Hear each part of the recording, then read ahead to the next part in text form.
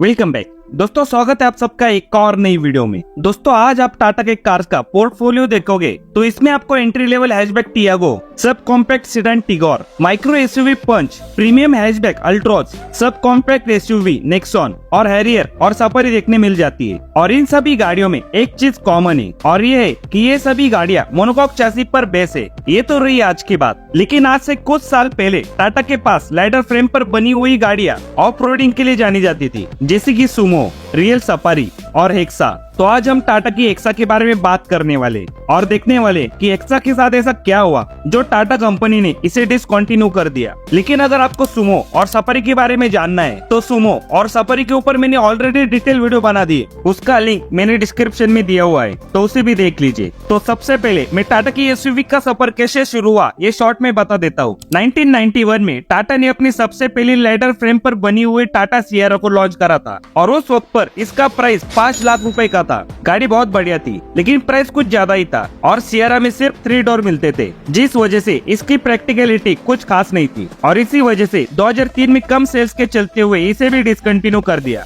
लेकिन इसकी लेगेसी को रियल सफारी ने आगे बढ़ाया, जो कि खुद 2019 में डिसकंटिन्यू हो गई। नो डाउट सफारी एक बेहतर गाड़ी थी, चाहे बात करें लुक्स के मामले में या फिर कई ऑफ रोडिंग कैपेबिलिटीज के मामले में, और इसी वजह से सफारी एक गाड़ी ना रहकर एक ब्रांड बन चुका था। और तीसरी थी सुमो, जिसे टाटा मोटर्स ने 1994 में लॉन्च करा था। सुमो कमर्शियल मार्केट में बहुत ज्यादा पसंद की जाती थी, लेकिन सुमो के साथ रिलायबिलिटी का एक बहुत बड़ा इशू जुड़ा हुआ था। तो ये रही टाटा की ऐसी गाड़ियां जिन्हें कहीं ना कहीं पहचान मिल सकी। लेकिन इस ब्रांड की एक ऐसी गाड़ी जो बहुत ही ज्यादा अंडररेटेड रह गई, जिसे इन गाड़ियों के बराबर पहचान ना मिल सकी, वो थी हेक्सा, जो कि अपनी सेगमेंट की इनोवा के बराबर की कॉम्पिटिटर थी। तो हेक्सा को जानने के लिए चलते 2010 में, जब 2010 के ऑटो एक्सपो में टाटा ने अपनी आर्या को लॉन्च करा था। टाटा वालों ने आर्या को एसयूवी कम एमयूवी के तौर पर लॉन्च करा था, क्योंकि अगर आप इसकी स्टाइलिंग देखोगे तो आगे से ये सेडान दिखती थी, अंदर 7 सीटें थी, जिससे ये एमपीवी वाला भी काम करती थी और ये लैडर फ्रेम पर बनी हुई थी और इसमें 4x4 का भी ऑप्शन मिला करता था, जिससे इस गाड़ी में एक प्रॉपर एसयूवी वाली ऑफ रोड कैपेबिलिटीज मिला करती थी। लेकिन उस वक्त पर इस गाड़ी का प्राइस चला होता था 10 लाख रुपए से लेकर 17 लाख रुपए तक। ये प्राइस टैग आज भले आपको कम लगे, लेकिन यह बात 2010 की हो रही है, क्योंकि 2010 में इसकी कॉम्पिटिटर इनो का प्राइस 7.5 लाख रुपए से लेकर 13 लाख रुपए का था। आर्या से पहले टाटा हमेशा एक बजट कार बनाते थे जो कि मिडिल क्लास फैमिली को टारगेट करती थी, जिसमें इंडिका और इंडिगो जैसी कार शामिल थी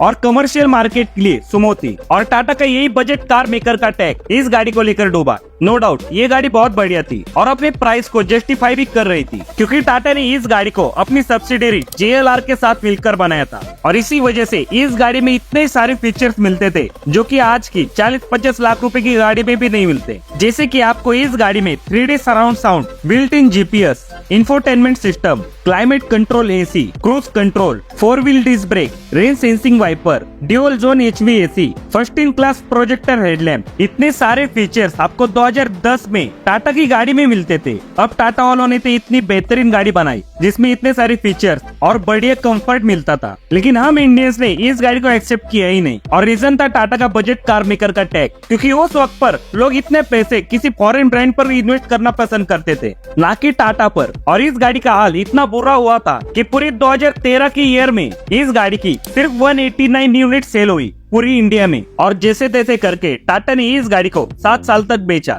लेकिन उसका कुछ ज्यादा फायदा नहीं हुआ। आखिर में उन्हें थक हार के 2017 में आर्या को डिसकंटिन्यू कर दिया और फिर 2017 में इम्पैक्ट डिजाइन का यूज करके टाटा ने हेक्सा को लॉन्च कर दिया। लेकिन इसमें आपको आर्या वाला ही इंजन मिलता था, लेकिन इस इंजन को उन्होंने ट्यून करके इसकी पावर बढ़ा दी थी और आर्या की तरह इस गाड़ी में भी बहुत सारे फीचर्स मिला करते थे। और इसके साथ भी वही घपला हुआ, इंडियंस ने इस गाड़ी को ज्यादा पसंद नहीं किया। लेकिन हाँ, इस गाड़ी की सेल्स आर्या से ज्यादा हुई थी, लेकिन अपने कंपटीशन से बहुत कम हुई थी। और फिर 2020 में, मतलब 3 साल बाद ही टाटा ने इस गाड़ी को भी डिसकंटिन्यू कर दिया, क्योंकि टाटा कह रहा था कि इस गाड़ी को BS6 में अपग्रेड करना कोई सेंस नहीं बनता, क्योंकि BS6 में अपग्रेड करने के बाद इस गाड़ी की कॉस्ट रिकवर नहीं हो सकती, जो कि कुछ हद तक सही बात थी, क्योंकि हेक्सा फेल होने के बहुत सारे रीजंस थे। पहले तो एक कंपटीशन, क्योंकि हेक्सा जिस सेगमेंट की थी उस सेगमेंट में ऑलरेडी इनोवा अपनी पकड़ जमाए बैठी थी और इस सेगमेंट में लोगों की सबसे पहली पसंद इनोवा ही थी और द अदर कार्स। हालांकि हेक्सा में इनोवा से ज्यादा फीचर्स मिला करते थे, क्योंकि टोयोटा के साथ लोगों का एक ट्रस्ट जुड़ा हुआ था जो टाटा के साथ नहीं था। दूसरा रीजन था हेक्सा का परफॉर्मेंस। देखो, हेक्सा में आपको 156 हॉर्स पावर और 400 न्यूटन मीटर ऑफ टॉर्क मिलता था, जो कि एक्सवी 500 से भी ज्यादा था। लेकिन फिर भी हेक्सा के अंदर ये पावर बहुत कम महसूस होती थी, क्योंकि हेक्सा का कर्व वेट 2300 किलो का था,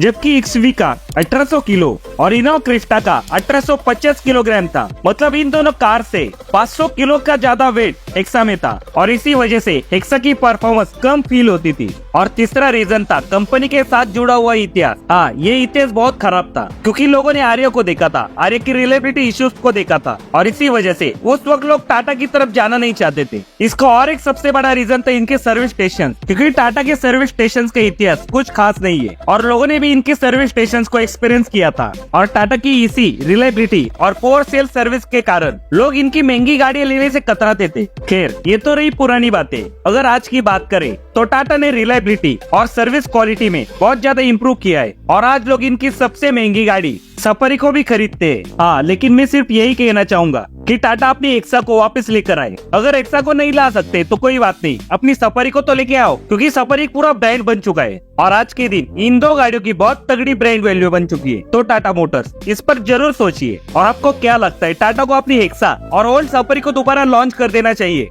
आपके क्या विचार है, मुझे कमेंट्स में बता दीजिए। अगर वीडियो पसंद आई तो लाइक कर दीजिए, और चैनल पर नए हो तो चैनल को सब्सक्राइब कर दीजिए। मिलते हैं अगली वीडियो के साथ वापिस, तब तक के लिए बाय।